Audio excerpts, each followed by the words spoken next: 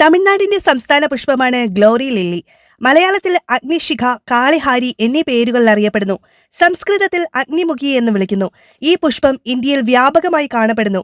Zimbabwe എന്ന രാജ്യത്തിന്റെ ദേശീയ പുഷ്പവുമാണ് ഗ്ലോറി ലില്ലി. ഈ പുഷ്പത്തെ കൂടുതലും അലങ്കാര സസ്യമായാണ് വളർത്തുന്നത്. ഈ സസ്യം വളരെ വിഷമുള്ളതാണ്.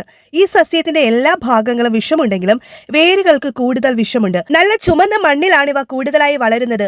പൂവിന്റെ ഇതളുകൾ മുകളിലേക്ക് വളഞ്ഞ നിലയിലാണ് കാണുന്നത്. 6 ഇതളുകളുള്ള ഈ പൂവ് വിടരുമ്പോൾ പച്ച കലർന്ന മഞ്ഞ നിറമായിരിക്കും. പിന്നീട് അത് ഓറഞ്ച് നിറമായും അവസാനം കടും ചുവപ്പായും മാറുന്നു. അതിനാൽ ഇതിനെ ഫ്ലെയിം ലില്ലി എന്ന് വിളിക്കുന്നുണ്ട്. ഇതളുകളുടെ വശങ്ങൾ തിരമാലകൾ പോലെ ചുളിഞ്ഞതാണ്. ഇതൊരു വള്ളിച്ചെടിയാണ്. ഇലകളുടെ അഗ്രഭാഗത്തുള്ള ചുരുൾവള്ളികൾ ഉപയോഗിച്ചാണ് ഇത് മറ്റ് ചെടികളിൽ പടർന്നു കയറുന്നത്. മണ്ണിനടിയിൽ വി ആകൃതിയിലുള്ള കിഴങ്ങുകൾ കാണപ്പെടുന്നു. ഈ കിഴങ്ങുകൾ വഴിയാണ് ചെടി പ്രധാനമായും പ്രചരിക്കപ്പെടുന്നത്. കളിമണ്ണ് കലർന്നതോ വെള്ളം കെട്ടിനിൽക്കുന്നതോ ആയ മണ്ണിൽ കിഴങ്ങുകൾ ചീഞ്ഞു പോകാൻ സാധ്യതയുണ്ട്. വിത്തുകൾ വഴി കൃഷി ചെയ്യാമെങ്കിലും മുളയ്ക്കാൻ മാസങ്ങളെടുക്കും. കാട്ടിലും തൊടികളിലും സ്വാഭാവികമായി വളരുന്ന ഈ ചെടി ജൂലൈ മുതൽ ഒക്ടോബർ വരെയുള്ള മാസങ്ങളാണ് സാധാരണയായി പൂവിടുന്നത്.